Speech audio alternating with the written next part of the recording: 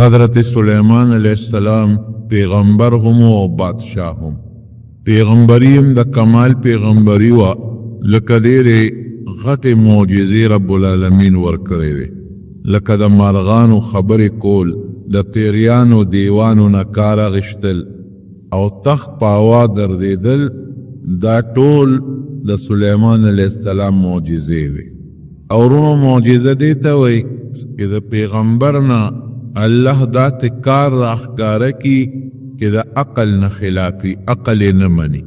که د یو نیک انسان نه داسې کار ښکاره شي چې هغه د عقل نه باري، عقل یې نه مني، هغې ته کرامت وایي. دا د دې نیک انسان یو عزت دی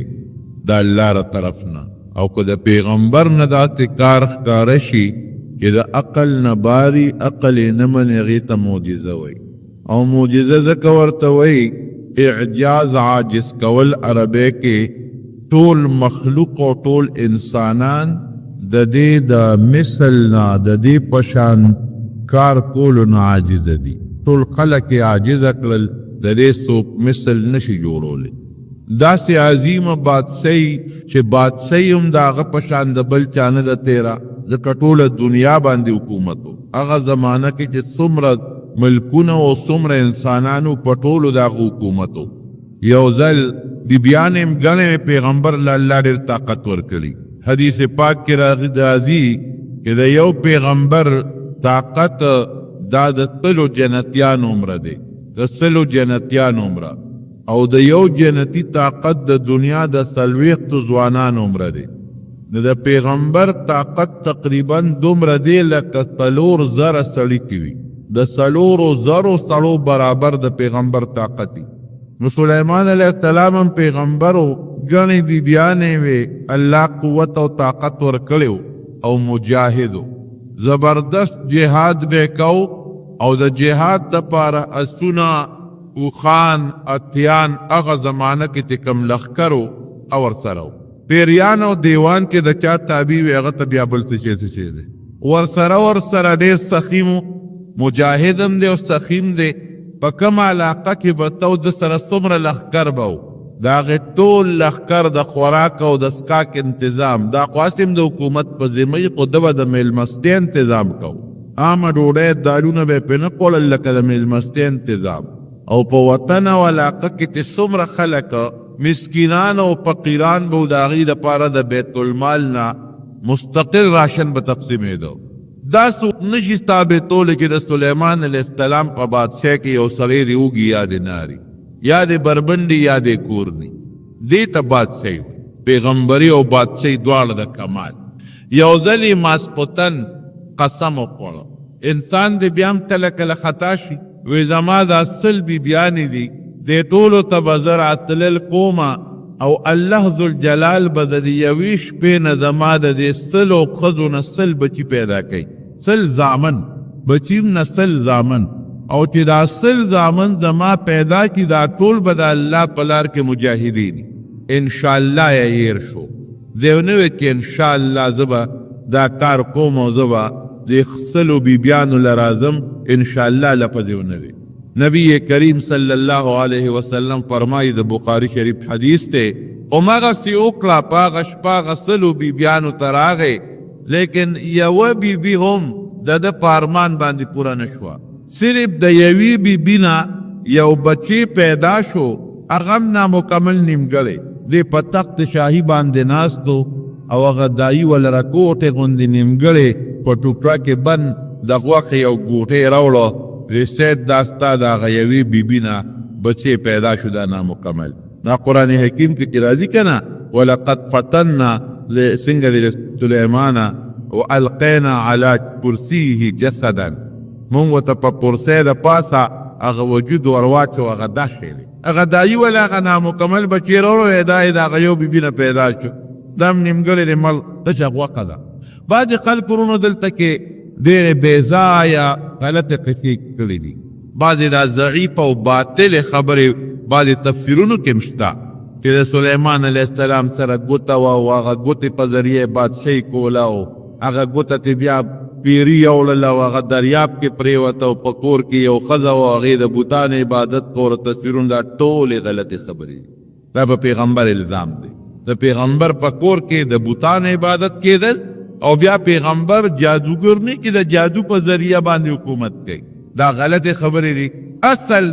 دا یو ازمایښو چې د قسم وکړه چې زه به سلو بیبیانو ته راتلل کوم او د هر یوې نه به یو مجاهد بچی پیدا کېږي شاهسوار مجاهد الله لار کې جهاد بکی انشاءالله یې هیر شو الله هغه ټولې خبرې وتاتې هغه هېڅ ونه کړي د هغې یوې ښځې نیمګړې بچی پیدا شو نبی کریم صلی الله علیه وسلم فرمایي بخاري شریف کې حدیث وی که انشاءالله یې ویلې وې د دې سلو ښځو به سل بچي شوي وو او سین کې د هر یو به د الله په لار کې عظیم مجاهد و شاهسوار مجاهد بو انشاءالله یې روز د دې مسله دا ده چې کوم یو کار سړی د راتلونکي زمانې د مستقبل سره تړي انشاءالله دې ورسره وي دا مسله ده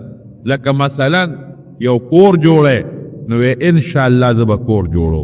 ډیوټی له دی چېرته دی یاره زه دغه ته ځمه سار له به که خیر زه خپل ډیوټی له ځم انشاءالله څه معنا که د الله خوښه شي نو که د الله خوښه شي دا کار کېږي که د الله خوښه نه شي خو نه کېږي د نبي علیه السلام نه یو انسان راغی یو سړی او د یو شي تپوس یې ته وکړو د پیغمبر علیه السلام مبارک هم انشاءالله یېر شو چې یېر شو وحی بنده شوه بعضې ښځو پراپیګنډې کولې بعضې مشرکانو د نبي علیه السلام متعلق پراپیګنډې شروع کړې یو ښځه به مشرکه په مکه مکرمه کې هغې ویدله خو هغه خپل شیطان وتنلی عیاذا بالله جبریل علیه السلام ته دا غلط نسبت تو 15 ورځې پس حضرت جبریل علیه السلام راغی 15 ورځې وحی بنده وه دا آیت نازل شو ولا تقولن لشیء انی فاعل ذلك غدا الا ان یشاء الله یو کار کې چې سبا به کوم انشاءالله ورسره قامقا وایه انشاءالله که ورسره ونه وایې داسې مه کوه بیا نو نبي علیه السلام مبارک په خپله انشاءالله یېر شو 15 ورځې وحی بنده و 15 ورځې پس حضرت جبریل علیه السلام راغی نو د دین مسله رونو دا ده چې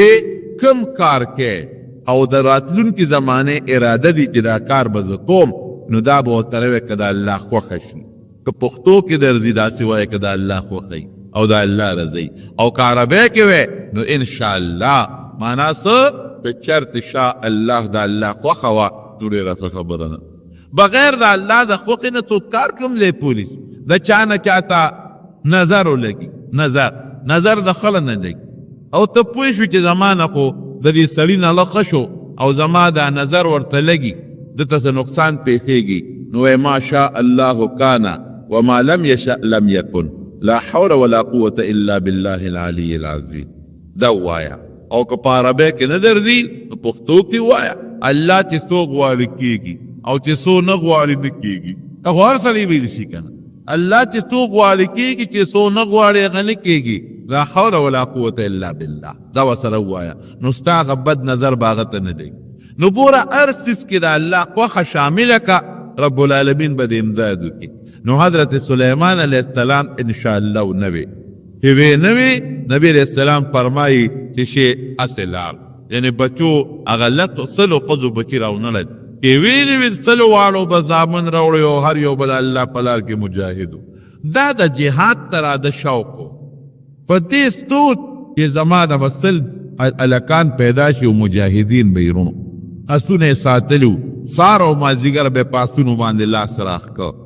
لکه اس باندې سړی په دې شال لاس راکاږي په دې سټ ولا لاس راکاږي خوشحالي ورته هغه زمانه کې خو اس داتې لکه دې زمانه کې چې توپ او ټینک څنګه شی دی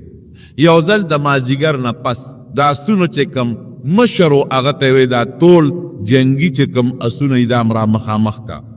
لږ زه معاینه کوم لکه یو کمانډر ان چیف یا یو بادشاه راشي هغه د هغه خپل فوج د هغه ګوري هغه پرې ته هغه تسې پسې هغه تماشه کوي دارنګې دوی دا خپل زما چې کوم راسونه دي چا سوارات دي را مخکې کې لږ اندازه دو ځکه عمر او ژوند یې ټول په جهاد فی سبیل الله کې تیر شو اسونه یې را مخامخ کړل دل یې ډېر زیات خوند ورکړ کله یو اس باندې لاس را کله بل باندې او اسونو مختلف قسمونه دي خبره دې ته ورسېدله چې نور په پرېوتو شو نور پریوزي حتی توارت بالحجاب نور بس تقریبا پریوزي اوف او خدای دا مې سوکړل دا خو د مازدیګر مونځ رانه لاړ نور قریب دي چې پریوزي اوس دې وخت کې چې دا اودس کوم مونځ کوم خو نور به پریوتي د اسونو د برکته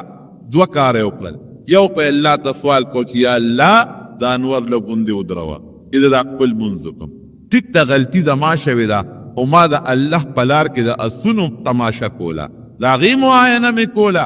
نو خدایه ما نه دا کار وشو، دا انور راته ودروه. نو یو روایت کې راځي چې رب العالمین یې دا سوال قبول کړ. نور یې ورته په انتظار که ادره د خپلو ملګرو سره لمونځ وکړ. د هغې نه پس د دې سونو د وجې د ما نه دا لمونځ پاتې شو. قرآن حکیم کې الله فرمایي فطفق مسحا بالیمین والعناق. داسې نه که نه شروع یې پرې وکړله، وی را دې خوا کې اسونه یې ټول ذبحه کړل، حلال یې کړل.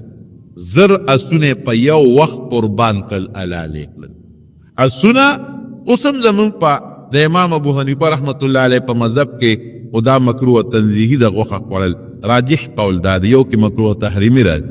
یعنی بهتره ده چې تړی یې وخوري. خو شافعي صاحب او مالک صاحب او د احمد ابن حنبل مذهب دا دی چې دا غوښه پاکه ده، حلاله ده، ابو یې خوري. او د هغې شریعت کې هم خوړل جایز و. زر اسونه یو وخت کې قربان کړل او ذبح یې کړل، حلال یې کړل. ولې د دې د وجې نه ما نه لمونځ پاتې شو. وبکې څوک داسې وته د دوکاندار د لاسه د دوکاندارۍ د وجې نه لمونځ پاتې کي، دې به د هغه لږ وقه ګټه د الله په لار کې خیرات کي ول نه پیدا کي. زمیندار نه د خپل ګوډ او د خپل زمیندارۍ د وجې د ماقام بیا د ماسپښین لمونځ لاړ کي، دې به داسې وکړي ورېږه یو ګېډی ګني خیراتي ورکوم ځکه په دې زما نه لمونځ لاړ، یو دلی لوګان خیراتي ورکوم ځکه زما نه پې لمونځ لاړ. داسې که چا وکړل بیا به تې لمونځ نه ځي. نه اکثر مونږ د هېڅ اهمیت نه ورکوو. خلک خپل کاروبار کوي، ماسخوتن چې فارغ کې وي دا لمونځ به ټول په یو ځای دا ډېره خطرناکه ګناه درونو. نو دومره سخي دي چې هغه ټول ذبحه کړل او خلکو ته وی ځای خیراتي غوښې کې څومره وړی نه وړی. یو ځل یې د الله نه سوال وکړو، بادشاهي هم درنه ده او پیغمبري هم درنه ده. وی الله تو خو بندوبست کې را دی ټول مخلوق او ما له دې ډېر لوی طاقت را کړی دی. ځکه تېره جمعه مې ویلي چې سوال یې ته کړی رب هب لي ملکا لا ينبغي لاحد من بعدي، خدای داسې بادشاهي راکړې چې تر قیامته پورې بل څوک داسې بادشاهي ونه کړی شي. او الله ولا هغه سوال قبول کړو. نو غله ډېره وه، پیریانو دیوانو به خدمت کو او خوراکونه او میوې ډېرې وې. وی زه دعوت کوم، ټولو څیزونو له ډوډۍ ورکوم.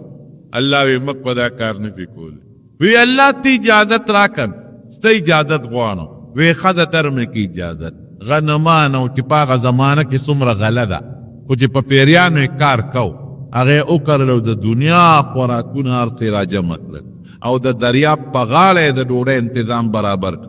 باد یې تابع و، ما تېره جمعه کې درته ویلي و، هوا یې پکې چالو کړه چې تاسو په دې لګئ چې دا خوراک څه نه شي. پیریان دیوان یې مقرر کړ چې دې ته څوک څه نقصان ونه رسوي. پخلی لګیا دی، پخلی کېږي، د کبانو خپل خوراک تیارېږي او د مارغانو خپل تیارېږي، د انسانانو خپل تیارېږي، د پیریانو خپل خوراک، د هر چا خپل خوراک تیارېږي، لګیا دی. او ما تېره جمعه درته پوره تفصیل ویلی دی چې مارغانو په ژبو دی پوهېده او د په خبره هغوی پوهېدل. هغې سره به هم خبرې کولې چې هر څه تیار شو، الله نه مشوره واغشته. ځکه پیغمبر پار کار کې د رب العالمین سره مشوره کوي. وی الله کو ډوډۍ شروع کوم، خو د کم مخلوق نه مخکې شروع کوم. وی سلیمان ستا خوښه چې چا نه شروع کې، وی د کبانو نه مخکې شروع. دا زه دا خیال و چې دا کبانو ته به زه آواز وکړم، ټول به د دریاب دې غاړې ته راغورځي او داسې یو لسل بوجۍ به ور وغورځوم، نو کب به څومره خوراک کوي. یو کب چې 5 شپږ دانې غنم وخوري نو پرې مړي، یا یو چټاکۍ غوښه چې وخوري نو ده پرې موړ شي. زیات نه زیات 1.5 کیلو غوښه چې وخوري نو مضبوط کب پرې مړېږي. نو ما د هغې انتظام کړی دی او د یوې ورځې د ډوډۍ بندوبست میلمستیا د یو وخت نه ده، د پوره ورځې میلمستیا ده. لا ولې وی د کال میلمستیا کوم، وی دا خو بلکل نشي کولی. وی د میاشت کوم، وی دا هم نشي کولی. وی ښه ده یو ورځې به وکړم، وی دا هم نشي کولی. دی تمنا وه. وی د یو وخت خو به وکړم، وی ښه ده ده د ورځې نه وخت راله خبره. نو وی زه ټیک شوه، اعلان وکړه ستا اواز به زه د دریاب د ټولو کبانو ته او د حیواناتو ته ورسوم. په دریاب کې په لکو نه په اربهاو حیوانات دي او مختلف قسمونه دي، څوک د انسان په شکل او څوک د بل شي په شکل، څوک د بل شي په شکل، مختلف قسمونه دي. اواز یې وکړه ټول راجمع شو. وی تاسو زما نن میلمانه خوراک به زه در کوم، زه به د دریاب دې غاړې ته در غورځوم او تاسو به ټیل تال نه کوئ، ټول به خورئ، د ټولو خوراک پرت دي. دا نه چې څوک به پاتې کېږي لکه اوس هم بعضې خلک اعلان کوي که نه هلکه خدای موخه ګڼه ده خو ګزاره کوی ټول به وخورئ خو څوک مخکې څوک وروستو ډېره ښه یو کپ خوله راوچته کړه چې راوچته یې کړه نو یوه جام یې د هغه غلې چې هغه په څو میله کې هغه انتظامات یې کړي یو طرف ته کېښوده او بله جام یې بل طرف ته کېښوده او چې شی یې راغونډ کړ سکنجه راغونډه شوه چې څومره خوراک و ټول په یوه نوړی د هغه کپ ګېډې ته ورسېد دقسې حق ځک پاتې شو چې کاکا دا څه چې څه وه خو د یو خوړل دا نور کبان به څه خوري دا نور خلک به څه خوري نو سړی خفه شي له غوندې که نه ویه خو هر څه تا خلاص کړل کپ ته وایي اوس په خبرو د حیواناتو خو پوهېږي قرآن حکیم کې راځي تېره جمعه مې درته ویلو هر څه خو تا خلاص کړل تا دې نورو ته رسته پرېښودل هر څه دې وخوړل کب ورته وي مېلمه ته څوک داسې رب جقب کړي له کلاماتو کې دې دغو تا نن مېلمه کړی یم بس دی پوه شو وی روزانه ما له الله دون ولی دومره راکوي لکه دا چې څونه مې ستا ده وخوړم دون ولی نو نن چې ستا مېلمه شوم د الله نه دې زه پتې کوه هغې ته نو یوه دې راکړه او یوه مې پاتې شوه اوږې به ګرځو اوږې به ګرځو رونو داسې ده که نه ده رزق څوک ورکوي الله ذوالجلال ورکوي قسم دی چې رزق مونږ خلک وایو که غلا مې ونه کړه د لوږې به مړ کړم که داکه مې ونه کړه د لوږې که رشوت مې وانه غي بچي به مې څه خوري او الله وما من دابة في الارض الا على الله رزقها دا دې ټولو د رزق او د روزۍ ذمهداري د رب العالمین په دریاب کې څومره حیوانات د ټولو روزي نه پټي شته او نه کاروبار شته او نه څه ډیوټي شته او نه ځمکې شته او نه دوکاندارۍ شته او نه چېرته منډۍ شته او نه سبزي منډۍ او ټولو له الله رزق ورکوي ته وایې خو دومره رزق به د کمې خوري لا خپل بچي به خوري لا بچي لویږي څنګه دا دومره کبان پکې د کم ځای نه راځي مضبوط حیوانات په دا ځمکه کې دننه وګوره داسې حیوانات چې هغه د ځمکې سر کم نه روځي چینجي او داسې ځمکه کې دننه لویږي چا له الله په لرګي کې رزق مقرر کړی دی چا له الله په کاڼي مقرر کړی دی چا له الله په اوبو کې چا له الله په وچه رزق مقرر کړی دی څوک په هوا دوځي خو روزي رسان الله دې ټولو له رب العالمین رزق ورکوي بس الله زما توبه ده پاس ما ته پته ولګېده چې بغیر ستانه د مخلوق روزي او رزق بل څوک نشي پوره کول یو ځل په لاره روان دی مکې مکرمې ته ځي ځکه ما بل جمعه درته ویلي چې بیت المقدس یې جوړ کړ ډېر مزېداره والا مکې مکرمې ته روان دی بیت الله ته په دې علاقه چکر لګی هوا تخت اوچت کړی دی راغې د مدینې منورې په علاقه هلته یې دمه وکړه او خپلو ملګرو ته نشاندهي وکړه چې دا یو پاکه ځمکه ده او نبی آخر الزمان به دلته هجرت ته راځي بیت الله ته راغی د بیت الله طواف یې وکړو او بیا د یمن د ترحد سره یو ځای کې دمه شو تا ورته به یاد وي ما تېره جمعه ویلي وو چې شپږ لکه خلک به ورسره یو ځای ګرځېدل داسې نو لکه زمونږ د خلکو جهاز کې 5,500 خلک ترې راځي او کار به د دیوانو مارغانو نه اخیسته هدهد یې ساتلی و هدهد مولا جرګک ته وایي د اوږد غوندې شی نی مولا جرګک دل الله یو صفت ورکړی مارغانو الله صفتونه ورکړي یو قده به د چیټي رسان کار کوډاګي یو ځای نه بل ځای ته به یې خط ځېږه دله به یې ورکړه مخوکې کې به یې ونیوه به یې ورسو نشانه را د ډېره برابر دویم د اوبو د معلومات کار به یې ته اخیسته چې ته وګوره اوبه کم ځای دي کم ځای نشته نو چې یو ځای ته به دې لاړه هغه به وایي چې دلته اوبه شته نږدې دي دلته لرې دي نو بیا به پرې پیریانو دیوانو باندې هغه ځای که نه اوبه به یې ترې ایستې الله حیواناتو له پوره طاقتونه ورکړي اوس دا مولا جرګک دا کار دی اوبه معلوموي حضرت ابن عباس رضی الله عنه یو سړي تپوس وکړ ابن عباس صحابي د نبی علیه السلام د تره زوی وی دا هدهد مولا جرګک کې دا کمال دی چې د اوبه معلوموي وي او وی څومره لاندې وي په میلونو لاندې معلوموي چې دلته دونه اوبه دي دلته دومره لاندې دي او دلته دومره اوچت دي دا پته ورته لګي وی ښه نو چې دې دونه معلومات پولی شي نو چې دا ماشومان ورته لټ کېږي او په لب کې ورته دانه کېښوده نو په میل کې لاندې اوبه معلوموي او په هغه لب کې هغه دانه نه او هغه دانې له لاندې دي نه کې دانې له لاندې لک دی که ټونګه پې وام نه هلک را باندې راوړي او نیسي مې خشته جواب ابن عباس صاحب وله ورکړ هغه ورته وایي اذا جاء القدر ذهب اللب وعمي البصر وی چې تقدیر کله راشي که نه نو عقل هم ختم شي سترګې مړندې شي اذا جاء القدر ذهب اللب د انسان عقل لار شي ختم شي وعمي البصر سترګې لندې شي فلاره به روانې خلته فتره چې دا خلق دی ورېږه یو په بل خوا به وګورم که نه چې څه شته که نه لیکن دماغ یې کار نه کوي نه یې غول کې ګاډی ووي مړ شي په یو پوهېږي لاندې وغورځېږي د کوټې نه پرېوت څو په خوښه دا کار نه کوي دماغ کار کوي چې تفتیش راشي یو ځای کې دمه وکړه ملا جرګک به مخکې دیږي چې کوم ځای کې به یې دمه کړو وګورو اوبه شته که نشته هغه او راغی وی حضرت دلته کې ډېره زیاته اوبه ده او ډېره نږدې ده دلته دمه وکړي هغه ځای کې پړاو واچو خیمې ښخې شوې ملا جرګک لږ یې سوچ کړی دی چې د لا چې زه به هم یو چکر ولګو لکه چې دوی تر څو خیمې ښخوي او بیا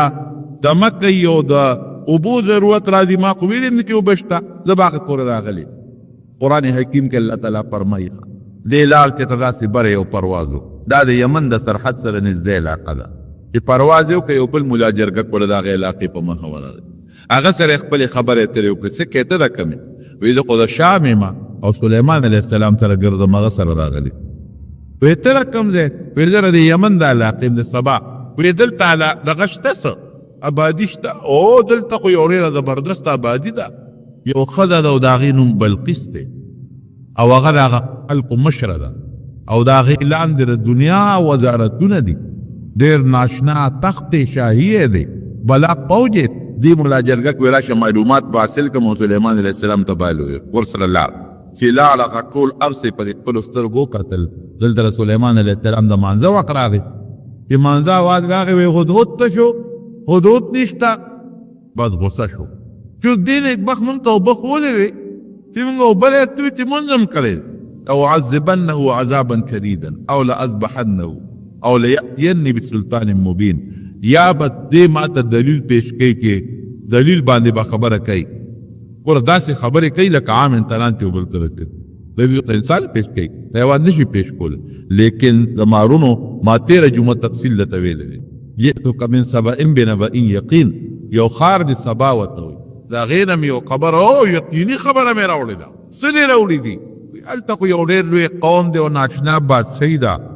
او یعبدون للشمس د نور عبادت کوي د نور عبادت کوي صاحب او ستا په ټول سلطنت او بادشاهۍ کې خو د نور عبادت نه کېږي د یو الله عبادت کوي د دې غم پکار دی وی رښتیا وې وی بلکل رښتیا وې وی زما یو خط وله ورته ګوز به پته ولګي خط در کوم او چې خط وله ورسې یو غاړې ته کښېنه د هغوی نه غلې غوندې او تماشه کوو چې هغوی به څه وایي د هغوی هغه معلومات به وکړي ماله به راوړ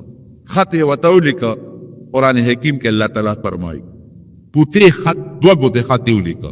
انه من سلیمان و انه بسم الله الرحمن الرحیم الله تعالوا علی واتوني مسلمین دا خط د سلیمان علیه السلام بادشاہ له طرف نه او دا خط شروع د الله د نوم نه شوې ده بسم الله الرحمن الرحیم د الله په نوم شروع کوم کم الله چې نهایت مهربان او ډېر زیات رحم کوونکی ذات دی هېڅ کبر به نه کوې لویي به نه کوې پر خپله بادشاه به فخر نه کوې او زما له طرف نه ته دی لاندې چې ټول مسلمانان کې ماله راکړي ګنې نه مو پرېږدم د سلیمان علیه السلام روف دبدبه د بلقیس ته رسېدلې وه د مخکې چې دا خط یې څنګ یوړه په مخوکه کې نو هغه به په شاهي محل کې دننه اوسېدله ډېر لوی تخت او تخت شاهي هغې کې ملاسته را دا بلقیس او دا خط په دې سوړه وردن نه شي دروازې بندې وې هغه یې یوړ د هغې په هغه سینه د پاسې هغه خط ور وغورځو او لهر یو ګوټ کې کېناسته اوس د ښځې څه ګمان راځي چې دا خط به دې هدهد راوړي ملا جرګک به راوړي مارغان خو ډېر ګرځي په تاسو په چا خیال راځي چې دا شعر یې مارغه راوړ دا چې را پیدا شو ویې کتل خط یې په سینه پروت دی خط یې کولو که خط د سلیمان علیه السلام او په خط باقاعده مهر لګېدلی دی اعلی قیمتي مهر اب داسې و لکه دا اوس هم بعضې انسان په لفافه کې د دې بورډ دا پرکي دي یونستی بورډ هغه چې په هغه لفافه کې بند کړي د پاسه پرې لاک ولګي او د هغې د پاسه یو ټیم مهر ولګوي چې پته ولګي چې دا پلو شوی نه دی دغسې یو مهر یې پرې لګولی او بعضې مفسرین لیکي چې د عنبرو او د مختلفو خوشبودارو څیزونو مهر په زمانه کې چې څه منبرانو د هغې میټینګ و فوجي جرنیلان وغیره او خط یې ورته وښو چې دا خو ماته یو خط راغلی دی او داسې خط چې ډېر مزېدار کتاب کریم قرآن حکیم کې الله فرمایي ډېر د عزت خط دی او عزت ته معلومیږي او د سلیمان علیه السلام د طرف نه دی ځکه دې خو د هغه نوم اورېده او پکې دا الفاظ ذکر دي چې بسم الله الرحمن الرحیم. نو خط چې لیکي لاول بخپل نوم لیکي، دا عامه قاعده ده. نبی علیہ السلام چې کومو بادشاهانو ته خطونه لیکلي دي اول یې خپل نوم لیکلی دی، من محمد صلی الله علیه وسلم للمحمد عبد الله ورسوله. د محمد صلی الله علیه وسلم د طرف نه دا خط دی چې د الله بنده او د الله رسول دی. الی هرقل عظیم الروم، یو بادشاہ ته خط لیکلو، د هغه نوم هرقل، عظیم روم چې دا د روم بادشاہ دی. نو علما د دې نه معلوموي چې خط لیکي مخکې به خپل نوم لیکي. او زمونږ د پښتنو یا زمونږ د اردو والو د خط طریقه څه ده؟ د اول چې چاته خط لیکي د هغه نوم ولیکي وروسته خپل نوم لیکي. دا غلطه طریقه ده. ولې؟ د مخکې خپل نوم ولیکه چې چاته ورسي چې هغه ته د مخکې نه پته ولګي چې دا د پلانکي خط دی. د هر چا د دوستانو د ملګرو یو بل سره خپل روابط دي، نو هغه بعضې وخت چې مونږ لم خط راشي اتاتو لم راشي، نو چې خط نیمې ته ورسوي نو زر یې وګوري لاندې چې ورې د لېږلې چا دی. ځکه دا انداز د بیان خو څه جدا غوندې معلومېږي. دا خبره خو ډېره خشته ده یا ستغه ده یا د دمکۍ ده، اوس ځکه چا را لېږلی دا خط؟ نو چې هغه سړی په کلو کې چې او بیا وروسته ګوري چې کومه کرښه کې نوم دی، نو د مخکې نه ورته خپل نوم ولیکه. نو یو د خط طریقه دا ده چې خپل نوم به باقاعده د خط په اول کې لیکي. دویم چا سره چې د ملاقات وکړو نو خپل نوم به ورته اخلي پلان کې. نبی علیہ السلام مبارک یو صحابي دروازه وډبوله، تپوس یې ته وکړې من څوک یې؟ من هو؟ هغه وی انا معنا زیمه. نو نبی علیہ السلام وفرمایل انا زقو زیمه، انا څه ته وایي؟ نوم اخله چې نوم دې څه دی. نو طریقه دا ده چې څوک د چا ملاقات ته لاړ شي او دروازه وډبوي او هغه ته تپوس وکړي ډېرې فوراً خپل نوم ورته وایي فلان کې، چې د هغه په دماغو بوج را نه شي، پته ورته ولګي چې د سړي سره د ملاقات ضرورت شته نشته، دروازه کولو کوم یا نه کوم. دا د مسلمانۍ طریقه ده. یا دې زمانه کې څوک په موبایل چا سره خبرې کوي یا په ټلیفون خبرې کوي، نو چې سنګ میلاو کې نو فوراً خپل نوم ورته اخلي تانکې خبرې، هغه ته پته ولګي چې تو. نو بعضې وخت مونږ سره هم څوک خبرې کوي، هلکه څوک اوس مې لکه نه پېژنې خدای نو علم افخوات لا ما ته زه پته لګي.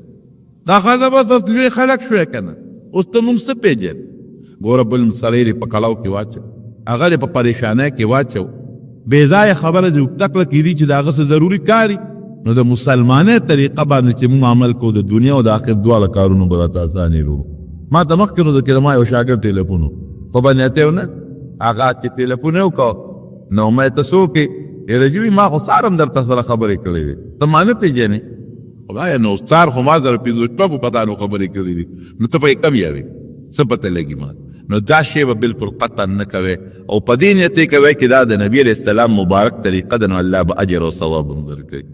نو که چا له ملاقات نه مخکې لاړې خپل نوم به اخلې، خط کې خپل نوم مخکې لیکه. دارنګې په موبایل یا په ټیلیفون چا سره خبرې کوې فوراً خپل نوم اخله، نو الله نوم به اخلې بسم الله الرحمن الرحیم. که چا سره په ټیلیفون خبرې کوې او که چا له ملاقات نه ورغلې نو فوراً دا بسم الله وایه. او یا چا سره خط لیکې نو بسم الله الرحمن الرحیم لیکه. زمونږ بعضې خلک د بسم الله په ځای دغه 786 لیکي،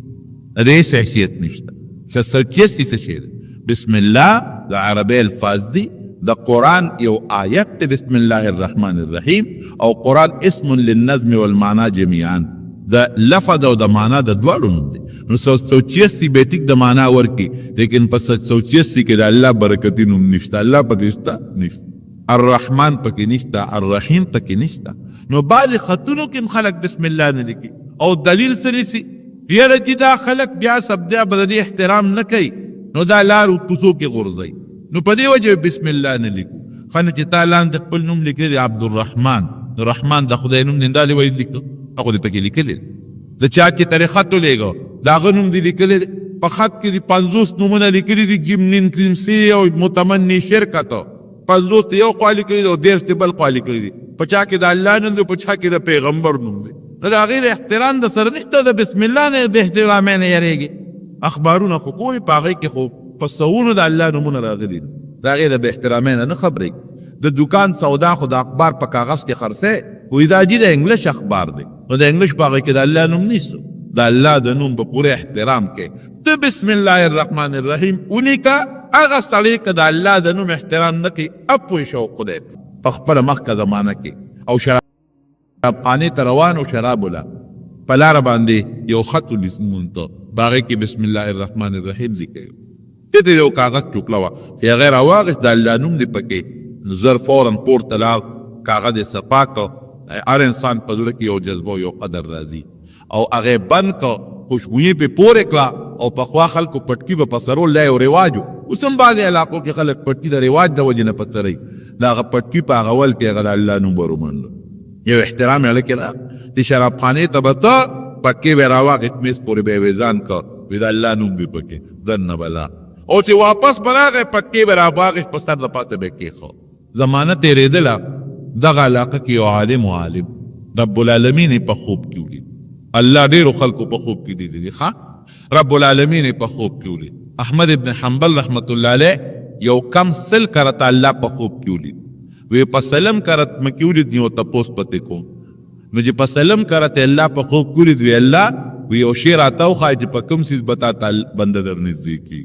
نو د قرآن یې ورته وښو چې قرآن باندې ما ته الله بنده ډېر را نږدې کړي نو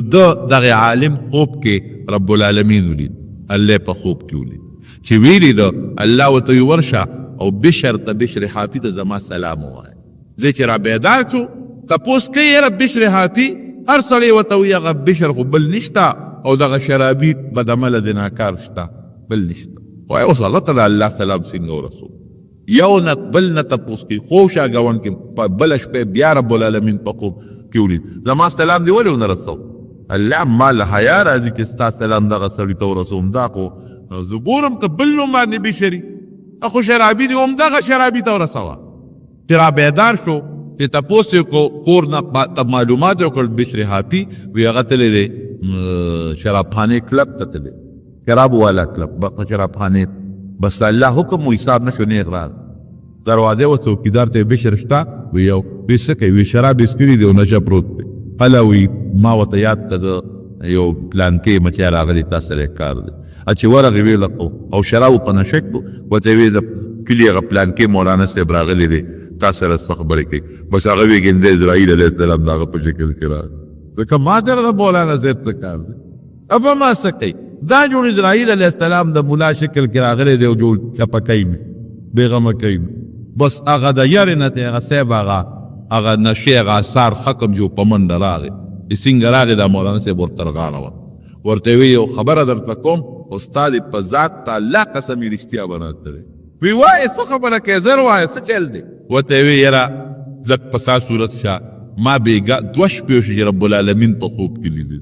او په تا سلام چې دی ولیدل دا خبره یې واورېده په جلا شو خپل پټکې را په سر کې ویده چې ښه زه څه پوم او الله ماته راته کوي الله به ډېر مهربانه ذات سبقت رحمتي غضبي د سل موقع د الله د قهر راشي یو موقع د رحم راشي هغه یو کم سل غضبونو ته نه ګوره یو رحم ته ګوره حدیث پاک کې راځي چې د الله سل رحمت وی دا ټول د الله هغه یو رحمت ته چې تقسیم کړی دی په دې خلقو کې د هغه یو رحمت په وجه باندې د حیوانات او انسانان په خپلو بچو په یو بل رحم کوي او یو کم سل رحمتونه الله ځان ته رساتلي دي یرحم الله بها عباده یوم القیامت د قیامت پر ورځ به دا یو کم سل رحمتونه استعمالي او په خپلو بندګانو به رحم کوي واقعي چې د الله دغه رحم را نه شي زمونږ بلا ګناهونه دي قسم مونږ څه نه کوو نو خبره مې دې پورې پوله چې هغه هم لکې سوچ کو چې دا زه څه کوم د الله ما سره څه کوي وی د اول خو مولانا صاحب نن نه پس زما توبه بس الله په ما سلام وایي نن نه پس زه به نه شراب کوم نه به ګناه کوم او ورته وایي ته خپلې خبرې پرېږده ما کوې کا چې تا باندې الله دا سلام څنګه ویلی دی وی نو خو اسم نشته دغه یو مسلماني مې شته باقي کې زما عمره څومره بدعملي ده دا په مخ د ځمکه په چا کې نشته اوس هم در شرابو په دې نشه کې در سره روان خو یو نیکي مې کړې ده یا څه شی دی نو په کاغذ پرچې وله د سر نه راوویسته وی د الله دقه نوم مې په ځمکه مونتې و روچت کړی مې د هغې احترام مې کړی ته د یو رکوټې نو او د زبیدې قصه مې درته نه ده کړ زبیده به الله د قیامت په ورځ باندې تپوس ته کوي څه دې کړي دي وی الله ما خو بلا خیراتونه او نهر مې راوستلي مکې مکرمې ته وی دا خو ما طاقت درکړی که ما نه وی درکړی طاقت او ما د بادشاه ښځه نه وی جوړه کړې تا څه کولی شو وی زه په یو ټکي دې بخم وی نولی دې روچته کړې وه خولې ته دې وړه او الله اکبر وویلی شو زما نوم به اخیستی شو نو تا تر سرتورو نوړی دې واپس په پلیټ کې کېښوده چې د الله د نوم احترام کوم نو سر دې پټ کړ بیا دې نوړی کښته کړه د ما د نوم په دغه احترام دې بخم وایي اوس موږ څه وایو الله د نوم احترام سړی ته وایي د الله لپاره ما ته څه مه وایه د الله په نوم یې نه پرېږدئ قسم درته یو سړي وخوري په هغې اعتبار نه کوي د الله نوم کاغذ د انګریزي اخبار کې د الله نومونه نشته هغې کې سودا خرڅوي هغې نه بوتۍ جوړوي اخبارونه موږ دقسې غورځوو دا خو اسانه خبره ده غون راغون که پوټې تیلې ورته ورته که یو غاړه کې وتدو راوړه دریاب کې وغورځوو زمارونو د الله د نوم د پیغمبر د نوم د جومات د قرآن د کڅوړې د جومات د دغه کورونو د دې به ټول احترام کوو دا زموږ مسلماني ده او دا زموږ شعائر الله ده ومن يعظم شعائر الله فإنها من تقوى القلوب نو خبره مې دې پورې کوله چې بسم الله د خط په اول کې خامخا به لیکي دا پکې لازم بسم الله الرحمن الرحیم او بیا رکوټ لنډه خبره الله تعالی علی واتونی مسلمین کبر بنه کوي دعوت د اسلام در کوم مسلمانان شو زما تابع هغې چې خط وکړ بلقیس هغه خپل چې څومره جرنیلان او وزیران او خادمان او خلک ورسره دي ورته وی تاسو مشوره کوم څوک هغې ورته وی نحن اولو قوة وبأس شدید مونږ خو ډېر لوی طاقت دی زمونږ او فانظري ماذا تأمرين باقي ستا مشوره ده خو پام کوه چې لاندې خبرونه وکړه کې زمونږ ډېر لوی طاقت دی ډېر لوی لښکر دی او مونږ ډېر مضبوط یو مونږ څوک نشي والی که به مونږ څوک هم حمله کوي مونږ یې طاقت لرلی شو ځکه ما درته ووایي چې د هغې ډېر انتهایي مضبوطه علاقه وه سبا تاریخ لیکي دا د یمن اوس هم د یمن په علاقه کې راشته او د یمن په علاقه کې قرآن حکیم د دې صفت کړی دی 150 گز 1.5 گز اوچت او 50 گز پلن دا یو بند ډیم چې څه ته ویلي دي 2.5 میله اوږد او 150 گز 1.5 گزه اوچت اسمان طرف ته او 50 فوټه پلن زما په خیال توربیري والا به 50 فوټه پلن ني 150 گز به دا اوچت هم ني او 2.5 میله به دا اوږد هم ني دې نه زیات ډیم او دې کې بیا کلکې جوړې کړې وې کلکې په هغې باندې به اوبه پرېښودې مختلفو علاقو ته اوس د بند کې کلکې جوړولو هغې انتظام مني که نه کلکې خو داسې نه چې څوک دې ورشي او کلکې دې کولو کېدو نه د اوبو طاقت چې زور پرېشر ورپوري نو هغه کولول هم اسانه خبره خو نه ده معلومیږي دا چې په دې دنیا باندې یو دور د ټکنالوژي او د ساینس تېر شوی دا بند په اسانه خو نه جوړي دا یو بند او قرآن حکیم کې الله تعالی فرمایي چې ښي طرف ته او ګس طرف ته باغونه دا قرآن وایي ګورې ښه د الله کتاب دروغ نه وایي او داسې باغونه په دغه علاقه کې چې هر قسم میوه پکې وه هر قسم میوه او خوشبودار بوټي پکې او مفتی شفیع صاحب رحمت الله علیه لیکلي دي چې خالي ټوکری به د چا په سر و خالي ټوکری او د باغ په منځ کې به روان شو چې د په خپله لار به ته خالي ټوکری به په سر وه د باغ نه چې به وتنو ټوکری به د میوو نه بیا ډکه شوې وه دومره به باغونه د میوو نه ډک و را پرېوتل به په دا ځمکه میوې هر قسمه میوې وې پکې او قرآن حکیم کې الله تعالی فرمایي چې د خلکو له ما بهترین رزق ورکړی الله قرآن کې صفت کوي نو الله چې صفت سے توچی کوي نو به صفت تابع دی که نه په میلیونو زما په خیال چې دې وخت کې زما ذهن کې نه راځي ما بېګا یو تفسیر کته 360 مربع میلې خوده او کسونه خو چې دومره خو په علاقه کې باغونه خوارو او کم چې غټه شاهرابه وه لکه دا تنګي والا شو یا د مردان شو یا پېښور یو طرف ته باغونه بل طرف ته باغونه الله یو رزق ولا ورکړو او الله تعالی یو نعمتونه په دغې خلکو کړي او د دې تخت څونه به 40 ګزه اوږد د دې بلقیس تخت 20 ګز چوړایي پلنوالی 40 ګزه اوږدوالی 15 ګزه اوچت او د ریخمو بسترې او د ریخمو ګدیانې او مختلف قسم غمی او یاقوت ناشنا بادشاهي او پلارې بادشاه او د هغې نه پس دا بادشاه پر تخت ناسته او بلا ګورنران د مختلفو علاقې د دې لاندې دي هغې وي زموږ مقابله څوک کولی شي ښځه هوښیاره وه ورته یې داسې کار دی ان الملوک اذا دخلوا قرية افسدوها وجعلوا اعزة اهلها ذله په پارام کې نه سلیمان هم طاقت تاسو نه اورېدلې ما اورېدلې بیریان دیوان تابع دي او که زمونږ په دا وطن حمله وکړه مونږ عزتمن به ذلیله کړي هر څه به له ختم کړي دا باغونه او دا وطن به تباه او برباد کړي داسې چل ته وګورئ چې واقعي پیغمبر دی او کام بادشاه دی که دې پیغمبر یې خو تابع دی او کام بادشاهي بیا به ستا سره مشوره ومنه وی یو ډالۍ ورته لېږم یو تحفه او یو امتحان پې کوم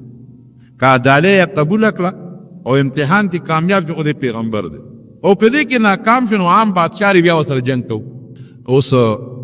تحفه ډالۍ څه ده ناشنا وی 1500 غلامان 1500 وینځې وله لېږم هلکانو ته د جنکو جامې او جنکو ته د هلکانو جامې هلکانو ته لاسونو کې بنګړي او لوپټې په سر چې دې دا پته لګولي شي که نه شي لګولي قابل دی که ناقابله او مختلف قسم یاقوت او غمی او هیرې او لال جواهرات یې یو دی کړل او اسونه او خان وی دا ټول به د سلیمان علیه السلام ته تحفه بشي او په منځ کې پکې یو ملغلره کېښوده هغې کې سورې کړې دی خو په داسې فینسي طریقه باندې چې هغه سورې کوږ دی وی صاحب یو صرف یو امتیاز شي بس تا معلومات کومه چې دا اوتار یې ورسره کړه بس نور یې غږونه هغه هدهد خو هر څه په خپلو سترګو ولیدل راوالوته سلیمان علیه السلام نه راورسېد سلیمان علیه السلام دا لوبه کړې چې 1500 هلکان د جنکو جامې چولي جنکو ته هلکان در خو دا خبره تا کوو او بل دا دی چې ډالۍ تحفې رالېږلې ده او ستا معلومات دی او یو ملغلره یې ښودې پکې سورې کوږ دی تار ورسره پروت دی تا معلوموي چې دا تار ته په دې ملغلره کې اچولی شي که نه شي اچولی په خولې به راته غږ نه کوي سلیمان علیه السلام نه چې دوی څنګه راورسېدل ډېر عزت او اکرام یې او ورته یې ویې خو ګوره چې غوسه کېږي به او که په نرمۍ به خبرې کوي که سخته غوسه وکړم دا بادشاه دی پیغمبر نه او که په نرمۍ ستاسو میلمستیا وکړم دا معلومیږي چې پیغمبر یې راورسېدل سلیمان علیه السلام یې ښه میلمستیا وله وکړله په صحیح طریقه باندې او دغه دی دا ډوډۍ نه مخکې دا مونږ خو دغه طریقه ده چې مونږ خو به مونځ کوو او تاسو مونږ سره په دې خپل مانځه کې شریک شئ قصه اوږدله خو بهر کې په اوبو ته یې کېنول نو د جنکو د هلکانو د مخ د اوبو اچولو طریقه خو هر چا ته معلومه ده هلکان څنګه په مخ اوبه اچوي او جنکې څنګه اچوي او لاسونه جنکې څنګه وینځي او هلکان څنګه وی نه خوله کې تارونې و په توري کې وردن نه شو بل طرف ته ته ووت قصه خلاصه الله خو ګوره رب العالمین انسان زه کله کله حیران شم که نه دا خبره اوږدېږي ممکن د بله جمعه به څه باقي وکړم خو کله کله زه حیران شم که نه د حیوانات یو کتاب مې کته دا کونې نه دی کونی دا کم چې په سارو کې کم کېږي حاجي صاحب دې کونې د الله تعالی دا یو طاقت ورکړی دی د غوږونه تیز دي د دومره تیز غوږونه دي چې دوی په میلونو چېرته قافله روانه که نه نو ده ته دا پته لګي چې دې کې څاروي روان دي فخوانو بادشاهانو چې به چېرته ډاکوانو به ډاکه کوله کونې به یې ځان سره ګرځو تار به پکې چولو نو په میدان به پرېښود نو چې او په کم طرف روان نو دوی به دې طرف ته قافله ده کونې نه به یې دا کار اخېشت یو پیشو ته وګوره په توره تیاره کې د مږې معلومات څنګه په اسانه کوي مونږ ته پته نه لګي هغه ته څومره پته لګي یو میږي ته وګوره میږي په کومه دنیا کې ته معمولي غوندې ګوړه یو شی وغورځوه د هغه د پوزې حس څونه تیز دی کوم ځای نه معلومات دی داسې حیوانات دي بیزو ته وګوره بیزو ته قاری طویی صاحب رحمت الله علیه لیکلي چې په هندوستان ته موږ یو ځل لاړو دارالعلوم دیوبند محتمل دی په یو علاقې ته موږ په هندوستان کې لاړو هلته کې بانډې ته لاړو موږ هغه خلکو ته چې تاسو خو ډېر ښه خوشحاله به یې د بانډې ماحول دی وی هغې وی چې مونږ د بیزوګان نه ډېر تنګ بیزوګان راځي او زمونږ کټویله لته ورکې ورسطوي ډوډۍ رانه تښتئ نو ما دا چل وکړو چې زهر مراواش سنکیا وی هغه مو په اولو کې ګډ کړل ډوډۍ ته جوړې چې ډوډۍ ته جوړې کړې مونږ هلکانو بره په چت باندې مې ورته هغه زهر او هغه ډوډۍ مې اده کړلې چې د بیزوګانو به مفت خلاص کړو غږ یې ورته یو ملګري دا ته خبره کوله تبلیغي ملګري و هغه افریقې ته تلي یو ملګري دا واقع کوله وی افریقې ته یو ملګري تلي نو هغې یو کس پکې ګیره ویښته سپینو نو بعضې خلک خو ګیره توری هغه افریقي ممالک هم داسې دي چې لرې دي هغې کې بعضې وخت کې دوکانونه هم نه میلاویږي او دا کالاکولا والا څه دی هغه هیر څه شی دی هغه کلر والا څیزونه میزونه هم ورسره زړه کې سوچ کړی چې دا یو ډبې به پرېږدو چې اخره کې ځو دا به استعمال کړو چې وطن ته ځو د پار کې په سپینه ګیره څوک څه کوي کور کې په کارېږي توره ګیره ښه نو بهر کې خو چې هلته کې څنګه اخري ورځې شوي دي که نه نو دی اوس وي ناستې نور ته چې دا ګیره به ځان له توره کړم ځکه روان وي پاکستان ته نو هغه ملهم یې راغېستې دی هغې کوشته کړې دي نیمه ګیره یې توره کړه نیمه پاتې ده چې دې کې بیزو راغی بیزوګانې ځنګل کې ډېرې وي هغه شی یې ترې واغېست هغه زه خو اوس ګیره توری هغه شی یې ترې واغېست هغه ملهمه او اخوا ته دریاب ته وغورځېد اوس دا غریب حیران دی چې خدایه څه په غم وړېدم اوس به نیمه ګیره توری نیمه به سپینی او دکان به کم دی پیدا کوم او دا باقي دارو به کم دی پیدا کوم دا ملهم دا څه په مصیبت وړېدو وی داسې لوبه وکړه چې اوس د سات پس هغه بیزو راله وی مونږ چیر یا ډوډۍ یا څه شی پخاو نو وی څه ډکي راوړل ډکي او هغه ډکي یې په هغه اور کې واچول او هغه سوځئ مونږ ته غوسه مې چې زمونږ د ملګري نه خو دې دغه تختولې ده خو کېدای چې دا بله بیزو وي هغې ایرې کړل او هغه ایرې راواخېستې داسې په ځان پورې مږي اوسه او مونږ ته نیغه نیغه ګوري مونږ ملګري ته وایي چې دا هلکه داروي دله جوړ راوړل ځکه چې دا ایرې یې ترې جوړې کړې که نه او دا مونږ ته نیغ ګوري او په ځان یې مږي دا دارو دی تا له څه دارو به راوړي وی خیر هغوی چې ناسې په بد مصیبت ونړوي مونږ چې نه را پورې کړه چې چل پکې شته وی هغه یې نه راواخېستې چې د راشه تجربه خو به پیو کړو نو هغې په هغه ګیره باندې پورې کړې چې څنګه یې په ګیره پورې کړې چې لږ ساعت وشو ټول ویښته ترې وغورځېده یا خدایه دا څه په غم د بیزوګانو ووړېدو اوس به دلته کې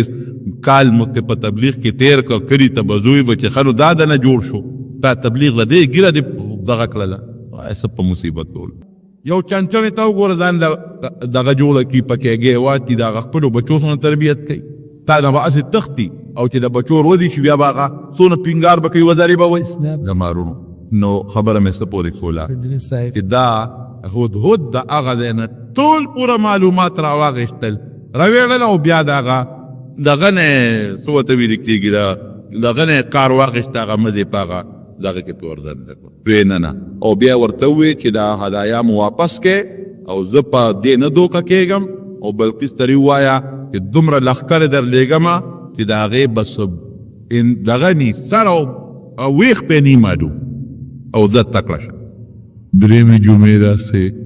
د قرآن حکیم د یو واقعې بیان شروع کړی دی او رب العالمین چې په دې واقعه کې کوم مقاصدو ته اشارې کړي دي نو هغه مقاصد مې ورسره رشته رشته لږ لږ بیان تېره جمعه مو دې ځای پورې خبره رسولې وه چې حضرت سلیمان علیه السلام د سبا چې کوم بادشاه و بلقیس د هغې ډالۍ او تحفې واپس کړې او مضبوطه دمکي ورکړه چې زه د ډالو شوقي نیمه انتم بهدیتکم تطرحون په ډالو او په تحفو باندې تاسو خلک خوشحالېږئ در حقیقت د دین مسله دا ده چې څوک چاله ډالۍ او تحفه یوسي نو هغه قبلول پکار دي دې سره د انسان مینه زیاتیږي محبت زیاتیږي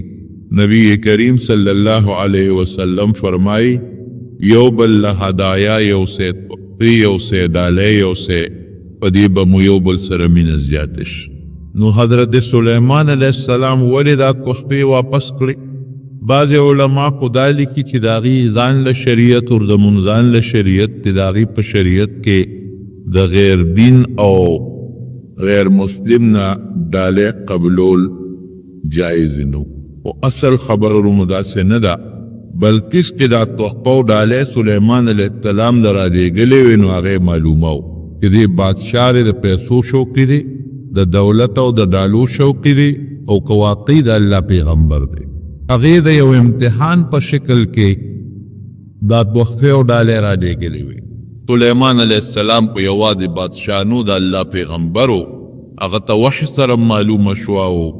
هدهد هم ورته الوي کتاب باندې یو امتحان کوي که ډالۍ دې قبول کړې ګورې بیا ستا متعلق به د هغې سوچ دی کې دی یو عام بادشاه دی نو په دې وجه هغه تحفې او ډالۍ قبول نه کړه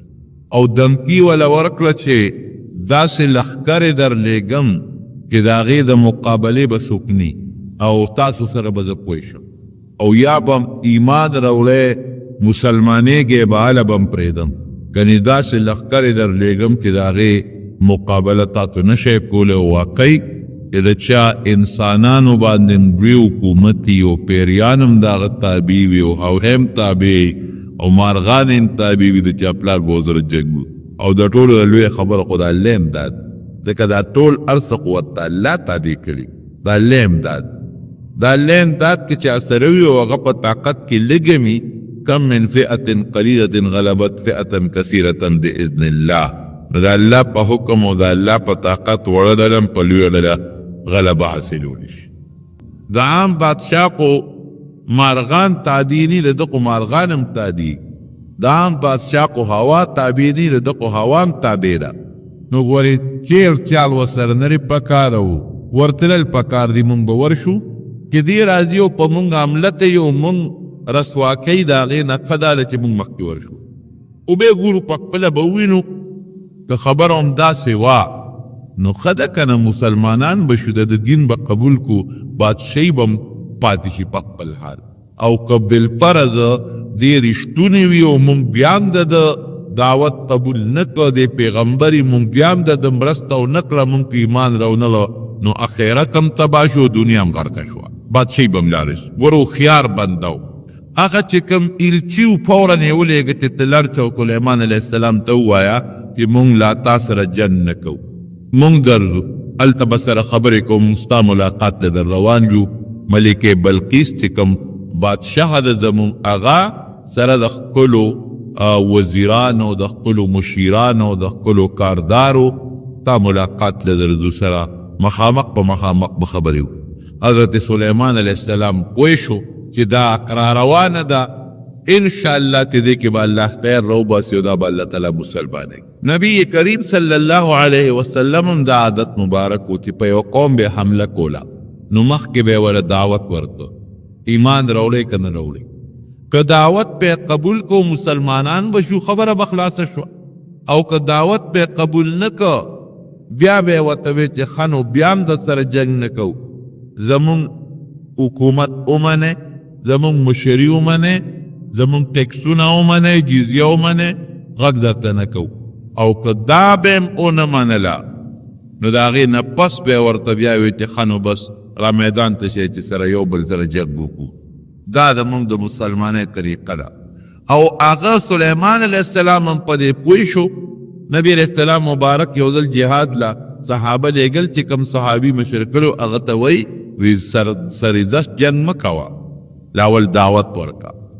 که ستا دعوت یې قبول کړه ډېره ښه ده وی که یو قسم الله ستا په لاس مسلمان کړي دا تا له ډېرو غټو او قیمتي مالونو نه بهتره خبره ده او د مسلمانۍ طریقه هم ګورې داسې ده نبي علیه السلام به د کافر هم خیال ساته چې کوم کافر به رسول الله صلی الله علیه وسلم له ملاقات دراله د هغې به ډېر عزت او ډېر قدر به یې ولګو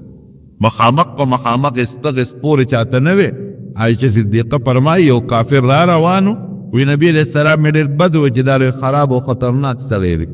او چې مخامخ کېناستو د نبی علیه السلام مبارک ورسره ډېرې نرمې خبرې کول وکړې ویې چې سید دا په هغه خراب سړی او تاسو ورسره ډېرې سختې ډېرې نرمې خبرې مخ په مخ شروع کړې عایشې الله نرمي کوي نرمې خبرې مخامخ کوه خو اخلاقو باندې چې کم کار کېږي دا په سخته نه کېږي په نرم خوی په خو اخلاقو د نبی کریم صلی الله علیه وسلم مرګري چې څومره کافر په هغه زمانه کې مرګري شو مسلمانان کو نو زیات تر د نبی علیه السلام د ښه خوی د نرمو خبرو د ښو اخلاقو برکت نو یې موږ یو مضبوط استقبال کو یو دا دین یو عظیم محل جوړو چې دا زمون دا قوت او طاقت وویني او دا پوه شي چې ګورې د سره یوازې د بادشاه طاقت نه د سره د پیغمبر طاقت نه یو ناشنا محل جوړ که مزیدار ځکه د یمن نه شام ته مزل هم ډېر دی او بیا جناب په هغې کې شیشه ولګوله داسې شیشه ولګوله لاندې اوبه د پاسه شیشه ده او دې زمانه کې خلک کوي ساینس ترقي وکړه زه چې دا حالات ګورم سلیمان علیه السلام د زمانې زه دا څه ترقي ده ترقي هغه زمانه کې وه داسې شیشه ولګوله لاندې مکمل اوبه دي او د پاسه ورباندې شیشه لګېدلې ده نو شیشه چې سراسري و پکې ګوره زه کله طالبانو ته ویم په دې شیشه کې جوړ نو جوړ پکې نو که جوړ راشي په یو شیشه کې او دوه شیشې دې یو ځای کړې د هغې پته لګي چې دا شیشه ده که نه لګي جوړ نه پته لګي اوبه پکې راوځي جوړ کړی کېږي ماتېږي هم او چې شیشه داسې وي چې جوړ پکې نه کوله وي او ته پکې ورننوځي نو بیا پته نه لګي بیا بنده ته دا ښکارېږي چې یاره دا خو شیشه نه ده دا دې اوبه لګېدلې او چې انسان ته ګرځي او لښکر پې د پاسه ګرځي او 50 شپېته زره او 2000 کسان پې د پاسه ګرځي اندازه ونه کړو چې شیشه به زنګېږي دا به ونه شته نو امریکې وایي او برطانیې وی لاندې په سمندر کې د شیشې پل جوړ کړی دی او پکې روډ روان دی. امریکا به هم جوړوي او برطانیه به هم جوړوي. او هغه داسې دي لکه د سلیمان علیه السلام نه. ځکه ملکې بلقیس سره خو په زرګو لښکر را روان دي پرې بولته پاته تېرېږي. او دارنګې د سلیمان علیه السلام ټول په زرګو لښکر استقبال کوي. او یوازې لښکر نه دي، اسونه دي ورسره او نور سازو سامان دی ورسره. نو دا شیشه به سنجي شپه وه، دا څه وړه شیشه به نه وه او نه به څه نری شیشه وه. لاندې اوبه د پاسه ورباندې شیشه لګېدلې ده. مخکې به خلکو له انکار کو، یاره دا به څنګه و دا به څنګه. اوس چې دا ساینسي څیزونه خلک ولیدل انکار دې څوک نه کړي. ما د یو سړي تپوس کوه، وی یاره دا هوا باندې تق به څنګه لوېده. مې ستا د مشر کاکا د بش پیو د کلمتن ته باور څنګه کړي. خو دا چونکې د اسبابو لاندې دي د موږ معجزه نه شو ویلی. هغې له ظاهري اسباب نو هغه د الله په طاقت چلېدل، هغې ته معجزه ویلي کېږي. یو دویمه مشوره شو. دریمه مشوره یې دا وکړله چې دا را روانه چې دا تخت یې راوړل پکار دي. دی خو ګوره اوس پیغمبر معجزه ده، وحی ورته کېږي، کشف ورته کېږي، په دې پوهېږي چې دا به مسلمانېږي او مسلمان را روانه ده. تخت وله راوړل پکار او هغه داسې راکوټ تپ نه دی لکه زمونږ کورسی او میز کې دی. په هغې ریخم او په هغې باندې قالینونه او په هغې د هغې کورسی او د هغې پوره نظام پې پروت دی. دا بس زر څوک اورخی. درې خبرې. قال عفریت من الجن انا آتیک به قبل ان تقوم من مقامک. صاحب زر او راسون درله او دومره ټیم به لګي چې ته څونه ساعت کې د پاسې دومره ټیم کې را راتو. لکه سړی چې کیني او د ناستې نه بیا پاسي، یو سیکنډ یو منټ نه کم لګي، یو سیکنډ پې لګي، یا سیکنډ نه بل زیات کې لګي. دومره تیر کې در را رسولی شم او زه په دې لقوي امین، ډېر مضبوط یم، را رسولی شم، د ځانه خبره نه کوم، طاقت نشته. ښه دا پیري خبره او که سرکشه پیري، مضبوط کبرجن پیري. او صاحب فکر به نه کوې چې دا را رسول نو په لاره به دې څه ملغلرې او یاقوت او مرجان او څه شی به دې پټ کړم، ځکه هغه خو قیمتي تخت و. نه امانتګرې ما چې څه پکې دي ابه امانت ټول دفتر ته رسي. نو سلیمان علیه السلام ممکن ده چې دې خبرې ته متوجه شوی وي چې وکړه دا کار، او هغه یو ټکی استعمال کړه چې انی علیه لقوي، زه طاقتمن یم دا کار زه کولی شم. دا خبره یې درته پرې نه وتله. ټیک ته دا ټیم پورې لږ دې ځای را رسولی چې خو قبر دې وکړه جناب. لویي دې وکړله، لویي ښه شی نه دی، لویي د الله نی خوښه خبره دې درسته ونه کړله. او واقعي پیریانو له رب العالمین دا طاقت ورکړی. ما تېره جمعه نه مخکې جمعه درته ویلي. بل یو کس نو قال الذي عنده علم من الكتاب انا آتيك به قبل ان يرقد اليك تركه. بل یو کس چې هغه سره د کتاب علم پوهه د عالم دی. د سلیمان علیه السلام وزیر دی حضرت آصف. هغه وایي چې ګوره اوس هڅه وایي وی صاحب زه درته را رسولی شم د سترګې پرک کې. دا بل خو ډېر ټیم یاد ده چې زه پاسم په پاسېدو خو لا وخت لګي نه سترګې رب، او چې سترګې دې پټې کړه او بیا دې کولاو کړې شی به تیار توتي ده. اوس د دې سړي خبره په دوه وجو بهتره وکړه. یو دا چې دا پوهې دی د کتاب علم دی ورسره عالم دی، دا هغه مخکې په نسبت هغه سرکشه پیری کبرجن. او بل د ده را رسولم زر کېږي. نو زموږ مفسرین لیکي چې ده په کم حکمت را رسو، ځکه پیري د قدال دی او جنس دی، هغه له په الله یو طاقت ورکړی. اوس ګوره دعا په انسان کې وکړي نو د انسان دعا قبلېږي، خو د قبلېدو مختلفې طریقې. کله چې ته څه غواړې هغه الله درکړي، کله چې ته څه غواړې هغې کې به د خیر نی، د هغې په ځای به د الله شر ختم کړي. کله چې ته څه غواړې در به یې کړي، خو څه موده پس به یې درکړي. او کله چې دا دعا ته کومه غواړې دا به د الله خیرت او تاته خیرت کې به یې درکړي. نو د قبلېدو خو مختلفې طریقې.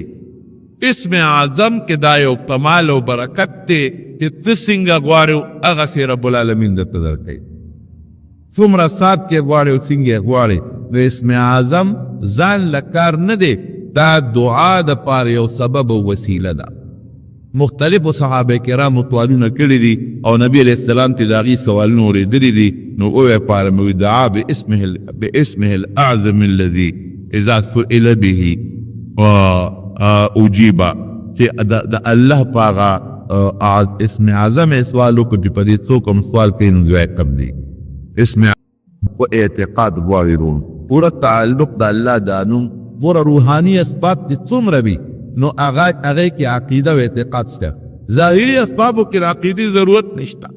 د سپرین ګولې دی او کوله عقیده دي دوی کني او چې خېټه ته دی ورته نو کوله درنو بس او به اوس کله کې د عقیده وی کني نو تند د ختمي او روحانی اسباب هغه اعتقاد غواړي هغه کو ظاهري سبب درجستا کار کوي هغه کو د الله استامینس کې نسبت دی نو انا عند ظن عبدي دي چې په الله دی کوم اعتقاد راغی رب العالمین اسدت پورا کوي ولی نبی علیہ السلام فرمایي سورۃ فاتحه کې د هر مرض شفا ده نو نبی علیہ السلام دروغ خو نه او رښتیا ته ویل کزه بیمار ام سورۃ فاتحه مې په بول استلا او امه زه جوړ نشم ور روحاني سبب دی کلک اعتقاد وای تستا الله دا یقین می چې واقعي هم دا فاتحه د لوړ مال په الله تعالی شفا رقید خامخا د الله شفا درکې او زموږ اعتقاد کمزور تزلزل یومیا یا الزمزم لما کرب له نبی علیہ السلام فرمای زمزم چې کوم مقصد له اوس کو الله هغه مقصد درته پوره کوي او تجربه هم داسې د نبی علیہ السلام په حدیث کې تجربه ضرورت هم نشته او تجربه هم داسې ده د ډوړې لپاره بعضې حضرات شپږ میاشتې د زمزم په اوبو ګزاره کړې ده نه د اوبو ضرورت راغلی د بې دې لونه ډوړې او د بیمارۍ لپاره علاج لپاره استعمال شوي دي الله به بیماری ختمي ډېر خلک وایي مونږ خو زمزم اوبه څکو نه جوړېږو هغه اعتقاد او یقین کمزور نو اسم اعظم دی سړي ته زده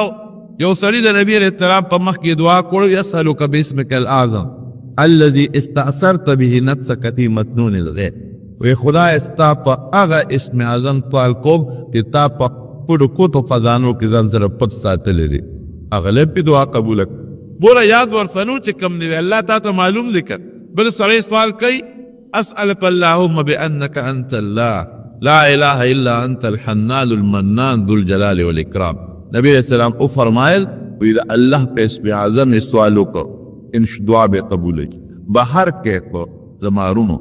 دغه سړي سره عاصد سره اسم اعظم د اسم اعظم په برکت بده بداغه استحضار کو د الله نه به سوالو کو او سوال یوازې په جبني سوال په زړه کې وي زړه کې الانسان په مدعا حاضر کی کته دا وې چې یو سوال خود ته وګوري کړ اسم اعظم ډړول باندې وخت لګي او سترګې رب پورې معمولی تیم دی دغه استحضار او پزله کې الله ته توجه ورکور یا الله تعالی دعا قبل اول باندې تیمون دی حضرت ابو هريره رضی الله عنه قسم د دنوک یراغ سین نبی کریم صلی الله علیه وسلم ته مور وو وی شه دغه مور بیا ویل ما واپس کافر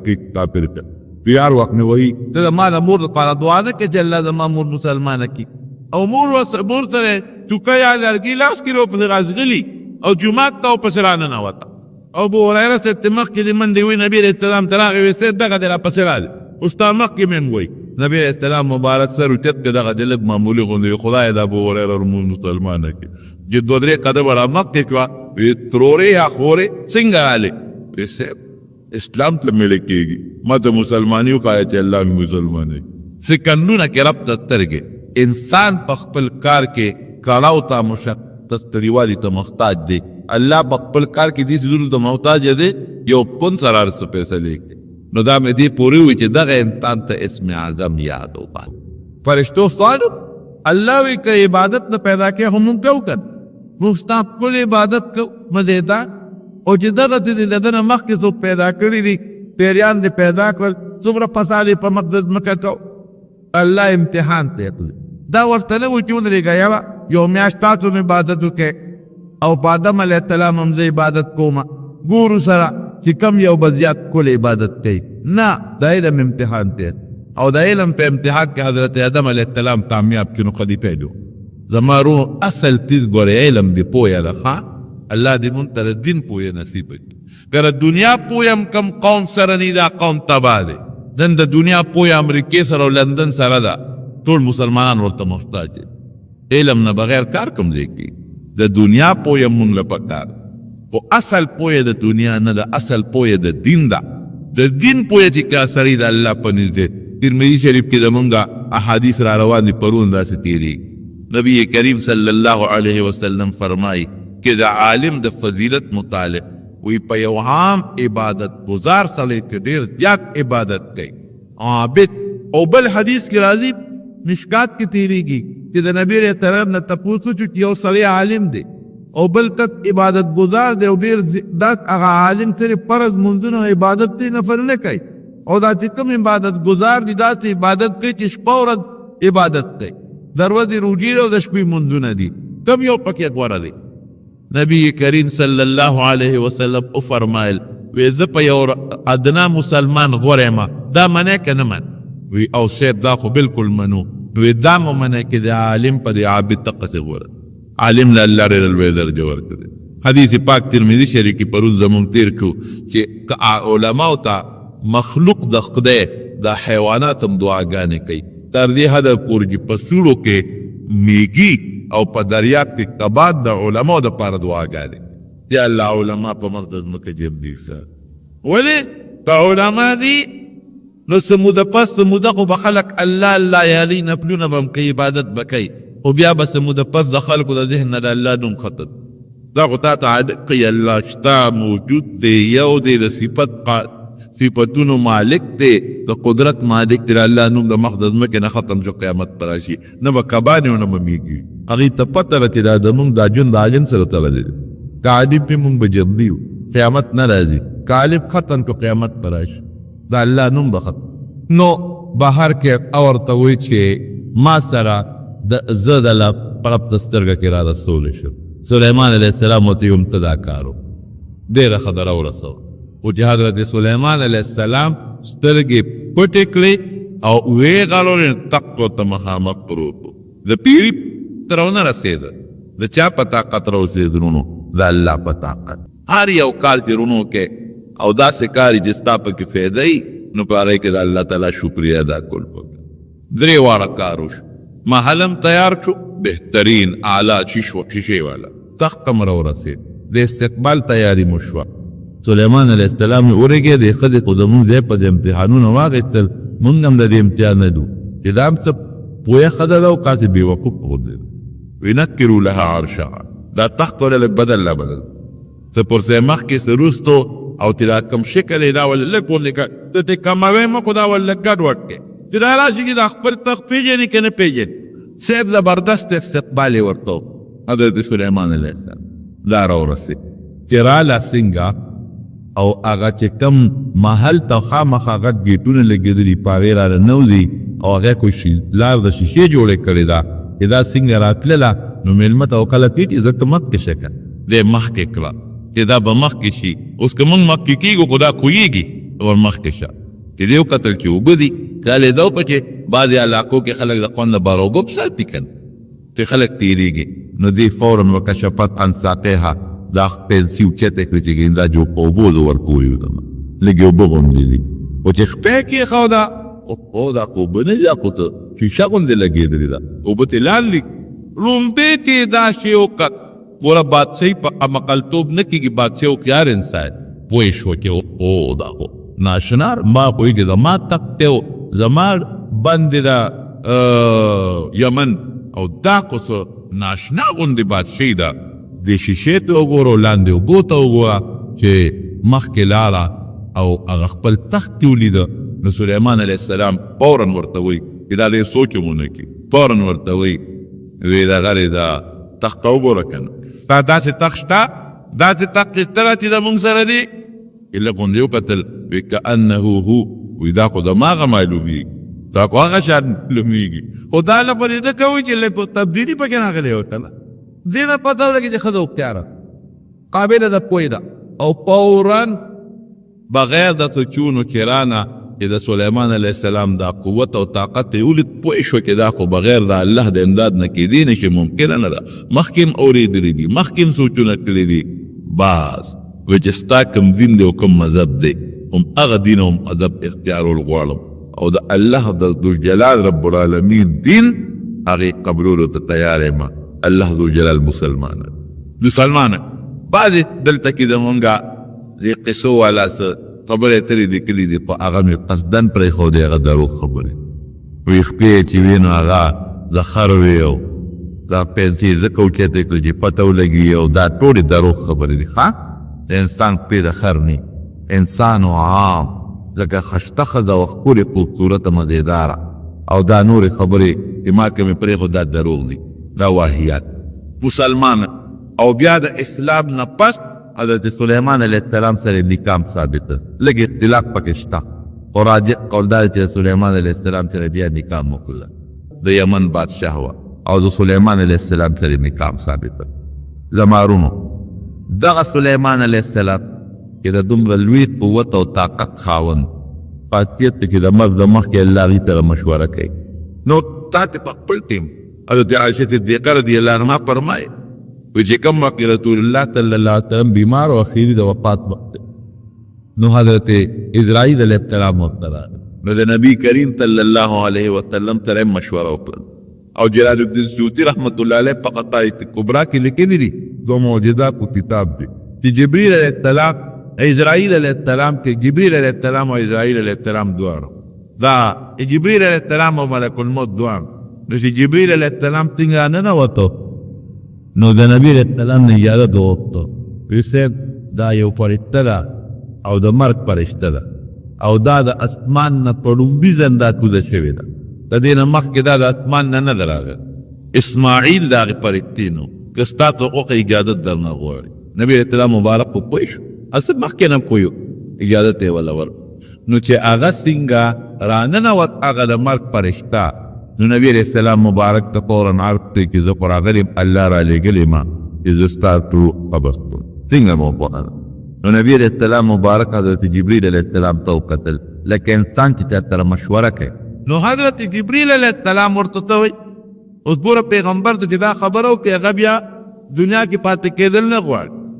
وی د الله رسوله ستا خپل حق وښه که دنیا کې پاتې کېدل عمر زموده غواړي هم ستا کو ورق وکړه او الله تا ملاقات ته ډېر په شوق کې دی اوس پیغمبر ته چې ده ووایي چې دنیا دې خوښه چې تا الله ملاقات ته خوښ او بیا دا ورته وایي چې الله تا ملاقات ته په شوق کې دی نو پیغمبر کو دنیا ته دی نو زما وروڼو نیټه هم حق کوي چې په کومه نیټه خو دا د پیغمبر یو عزت دي نو عایشه صدیقه فرمایي چې د نبي علیه السلام مبارک روح کله مبارک وتی دی نو دا الفاظ یې ووایي چې اللهم رفیق الاعلی زه خو دې ځان ته رابلم اسلام اکسول ملاقات شواکی ادریس صاحب دا علاقه لیکن دا بیت المقدس تیارېدل غواړي نقطه تیاره کو د پیریانو چې دا کوم مشر دی هغه یې ورکړه هغوی به خپل کار کوي په دا ممبر کښېن په ممبر باندې ناست دی ځان ته یې کونټۍ د ځینې تاړمه کړله الله دې ته وویسته یا شپږ میاشتې یا یو کال دقسې کونټۍ باندې ځنه پرته ده او پیریان راځي او تماشه کوي په داسې څو کې نه ګوري او یو بل ته وایي چې ګوره هغه دی خپل عبادت ته ناست دی اعتکاف ته ناست تله کې ناست دی چا به دلادل کار کوي دلته جومات پوره کې بیت المقدس دلته کې وینو لاندې نه کونټۍ ویښو په چې سیند پرېوته بعد پیریانو بیا بوټې مړوړل شروع کړو او دا مونږ شو دا شپږ میاشتې یا دا یو کال مفتو کې را باندې کار وکړي ترې خو مخکې نه وفات کړي دا قطره مې د تېره جمعه ډېره کې کوم مسایل هغه مې درته بیان کړي مخکنی جومات وفات سلیمان علیه السلام بیت المقدس غوندې دین جومات جوړ بیت المقدس لومبه چا جوړ کړی لومبه ابراهیم علیه السلام جوړ کړی او بیت الله د ابراهیم علیه السلام جوړ کړی او بیت الله خو د ابراهیم علیه السلام نه ډېر مخکې جوړ شوی فرشتو جوړ کړو بیا آدم علیه السلام جوړ کړو بیا عیسی علیه السلام د هغې نه پس د ابراهیم علیه السلام جوړ کړو خو د ابراهیم علیه السلام نه الله دا دوه غټ کارونه واخېستل یو بیت الله جوړول دغه زمانه کې روان شو او یو بیت المقدس د ده زوی اسحاق علیه السلام هغه ورسره په شریکه جوړ کړو او بیت الله د ده بل زوی اسماعیل علیه السلام ده ورسره په شریکه جوړ بیا د ابراهیم علیه السلام د وفات نه پس د هغه نوسي یعقوب علیه السلام پکې لږ کار کړی دی جوړ کړی دی او بیا د هغې نه پس د سلیمان علیه السلام په یو ناشنا انداز جوړ